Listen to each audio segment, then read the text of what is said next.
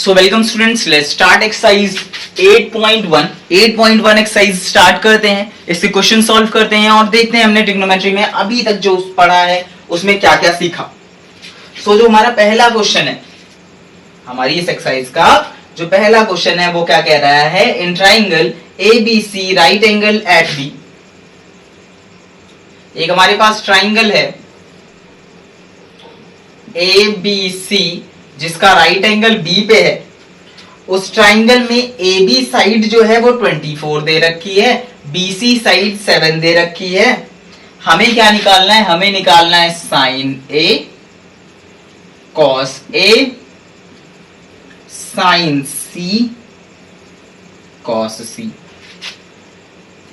हाँ, तो ये हमारा क्वेश्चन है और चार हमें ट्रिग्नोमेट्रिकल रेशियोज यहाँ पे फाइंड करने। And as we know that कि यहाँ पे हमें दो लेंथ पता है तो थर्ड लेंथ निकालनी पड़ेगी पाइथागोरस थ्योरम से। उसके बाद इस चीज को हम देखेंगे। तो कैपिटल H का square is equal to H का स्क्वायर प्लस बेस का स्क्वायर। देन पाइथागोरस थ्योरम के हिसाब से capital H is equal to root of that is मतलब इसका हाइट का स्क्वायर प्लस 7 बेस का स्क्वायर। ठीक है, और 24 का स्क्वायर क्या होता है, 24 का स्क्वायर 4 4 से 16, 4 2 से 8 16 और 2 2 से 4, तो ये हो गया 6 7 दैट इज 576 प्लस 49 का रूट दैट इज 625 का रूट दैट इज 25। तो जो हमारी ये वैल्यू आ गई वो 25 आ गई। ठीक है, अभी हमें पाइथागोरस थ्योरम इतनी ज्यादा लगानी पड़ रही है ये पता करने के लिए। जब 4-6 क्वेश्चन करेंगे ना तो हमें ये लगानी नहीं पड़ेगी, हमें पता ही रहेगा कि इसकी वैल्यू 25 है। फिर भी हमें शो जस्ट 2 स्टेप में हम शो कर देंगे कि हमने पाइथागोरस थ्योरम लगाई है और हम फटाक से इसकी वैल्यू निकाल सकते हैं। सबसे पहले हमें साइन ए निकालना है। साइन ए के लिए इस एंगल को हम थीटा मान लेते हैं। ठीक, तो साइन ए के लिए ये हमारा एंगल हो गया, अपोजिट साइड 7 हो गई। साइन ए क्या होगा, height upon base, sorry height upon hypotenuse. ठीक है, और यहां पे अपोजिट साइड कौन सी है, इस एंगल के अपोजिट साइड, एंगल ए के अपोजिट साइड 7 हो गई, तो हाइट हो गई 7 और हाइपोटेन्यूस कितना हो गया, हाइपोटेन्यूस हो गया हमारा 25। ठीक, उसके बाद कॉस ए निकालना है हमें, कॉस ए। कॉस ए जब हम निकाल रहे हैं तो कॉस ए का हमें फॉर्मूला पता है, बेस अपॉन हाइपोटेन्यूस। ठीक, cos A base upon hypotenuse, और बेस कितना है, बेस है 24। इसके हिसाब से करस्पॉन्डिंग साइड या इससे लगी हुई साइड कौन सी है, वो 24 है, 24 अपॉन 25 आ गया कॉस ए। उसके बाद हमें साइन सी निकालना है। तो साइन सी कैसे निकलेगा, ये इंपॉर्टेंट चीज है। साइन सी कैसे निकलेगा, यहां पे हमें एंगल बनाना पड़ेगा थीटा। अब साइन सी मतलब अब अपोजिट साइड हमारी ये है और बेस ये हो गया।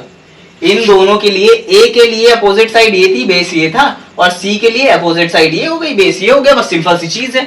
ठीक है, साइन सी क्या आ जाएगा, 24/25, और कॉस सी उसी तरह क्या आ जाएगा, कॉस सी आ जाएगा 7/25। तो बहुत सिंपल सा क्वेश्चन था और हमने इस क्वेश्चन को इसी हिसाब से कर लिया। अब नेक्स्ट क्वेश्चन देखो, क्वेश्चन नंबर 2 जो है वो इसी मतलब इस क्वेश्चन का जस्ट पार्ट है।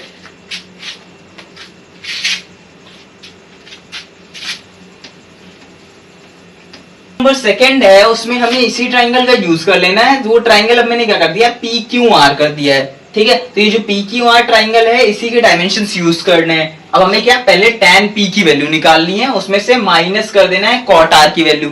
तो tan P की वैल्यू मतलब ये एंगल थीटा, tan P मतलब साइड अपोजिट अपॉन बेस मतलब 7/24। ठीक, उसके बाद माइनस क्या करना है, cot R। cot R मतलब ये हो गया। ठीक, और cot में क्या होता है, सबसे पहले बेस होता है और फिर अपॉन हाइट होता है, तो दैट इज 7/24, और 7/24 माइनस 7/24 इज 0। तो ये हमारा क्वेश्चन नंबर 2 था, पार्ट 2 नहीं था, ये क्वेश्चन 2 था एनसीईआरटी बुक का। क्वेश्चन नंबर 3 देख। सो ये हमारे क्वेश्चन नंबर 3 है और क्वेश्चन नंबर 4 हमने लिख रखा है। इन दोनों क्वेश्चंस को सॉल्व करना स्टार्ट करते हैं, starting with question number 3। Question number 3 देखते हैं। साइन ए की वैल्यू हमें दी हुई है, हमें cos A और tan A निकालना है, ऐसा क्वेश्चन हमने कर रखा है अपने एग्जांपल्स में। तो सबसे पहले before starting the question we have to draw a triangle. तो हमने यहाँ पे ट्राइंगल ड्रॉ कर दिया।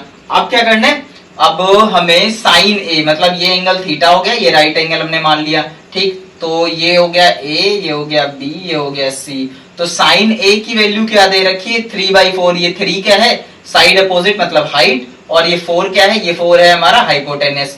तो 4 हो गया हाइपोटेनस, और 3 जो हो गई वो हाइट हो गई, ठीक। बेस हमें यहाँ पे नहीं पता, सबसे पहले बेस निकालना पड़ेगा। जैसे ही हम बेस निकाल लेंगे हमारा क्वेश्चन हो जाएगा। तो बेस निकाल लेते हैं इस क्वेश्चन से।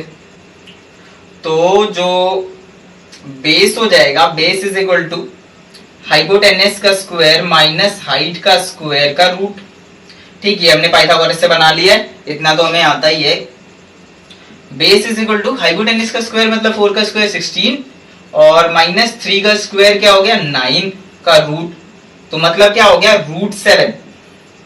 जो बेस की वैल्यू आ गई वो √7 आ गई। अब cos A निकाल लेते हैं, ये मतलब ये वैल्यू हमें नहीं पता थी, ये वैल्यू पता चल गई √7। cos A मतलब क्या हो गया, base upon hypotenuse that is √7/4। उसके बाद tan A निकालना है। tan A क्या होता है, tan A होता है हाइट मतलब 3 अपॉन बेस मतलब √7, 3/√7 ये आ गया। अच्छा, ये वाला क्वेश्चन देख लेते हैं। क्वेश्चन नंबर 4 क्या है। क्वेश्चन नंबर 4 हमें दिया हुआ है 15 cot A। इसको हम ऐसे लिख सकते हैं cot A is equal to 8/15, और अब ये हमारा cot A। तो cot की वैल्यू दे रखी है, मतलब किसकी वैल्यू दे रखी है हमें, ये बेस है, ये हाइट है। हाँ, बेस अपॉन हाइट का रेशियो दे रखा है, ट्राइंगल बनाएंगे। बेस कितना है 8, हाइट कितनी है 15। अब हमें ये क्वेश्चन मार्क है, सबसे पहले ये चीज निकाल लेंगे, मतलब सबसे पहले हाइपोटेनस निकाल लेंगे। हाइपोटेनस निकालने के बाद हमें ये क्वेश्चन करना हमारे लिए बहुत इजी है। उसके बाद अगर मैं क्वेश्चन नंबर 5 की बात करूं, तो क्वेश्चन नंबर 5 में सेक थीटा की वैल्यू दे रखी है, मतलब कोई भी ट्राइंगल होगा। क्वेश्चन नंबर 5 देखते हैं, कोई भी ट्राइंगल है तो सेक थीटा की इन्होंने वैल्यू क्या दे रखी है, ये right angle triangle, sec theta की वैल्यू दे रखी है 13/12 सेक थीटा। और सेक का मतलब क्या हुआ, सेक का मतलब हुआ हाइपोटेनस अपॉन बेस। तो इस ट्राइंगल में हमें 13 हाइपोटेनस दे रखा है, बेस दे रखा है 12, ये क्वेश्चन मार्क है। और उसके बाद जैसे हम ये वैल्यू निकाल लेंगे पाइथागोरस थ्योरम से, हम सारे ट्रिग्नोमेट्रिकल रेशियोज निकाल सकते हैं। और इस क्वेश्चन में करना भी वही है, हमें सारे ट्रिग्नोमेट्रिकल रेशियोज निकालने हैं। तो क्वेश्चन नंबर 6 देखते हैं। अब इस क्वेश्चन में करना क्या है अपने को। क्वेश्चन नंबर 6 में एंगल ए, एंगल बी, कोई भी एंगल दिए हुए हैं ट्राइंगल के। ये एंगल जो है वो एक्यूट एंगल्स हैं, मतलब अगर मेरे पास एक ट्राइंगल है जिसका सी एंगल राइट एंगल का है 90 डिग्री का, तो एंगल ए और एंगल बी जो दो एंगल्स हैं वो एक्यूट एंगल्स हैं इस ट्राइंगल के। एक राइट एंगल ट्राइंगल के ये दोनों एक्यूट एंगल है। उन्होंने कहा है कि अगर cos A equal to cos B दिया हुआ, तो बताओ कि एंगल A और एंगल B इक्वल है कि नहीं है। चलो चेक करते हैं। अच्छा, इन्होंने हमें क्या दिया, cos A is equal to cos B। इसका मतलब क्या हुआ, cos A का मतलब क्या हुआ, cos A मतलब एंगल इधर बना, हाइट तो इसका ये होगा, मतलब बेस ये हो जाएगा, मतलब क्या हुआ AC बेस हो गया, बेस अपॉन हाइपोटेनस तो AB ही रहेगा, ठीक। उसके बाद अगर मैं B की बात करूं, cos B के लिए बेस क्या होगा, ये होगा, that is CB upon AB जो है वो हाइपोटेनस रहेगा। तो AB से AB कट गया, आंसर क्या आया, AC is equal to CB।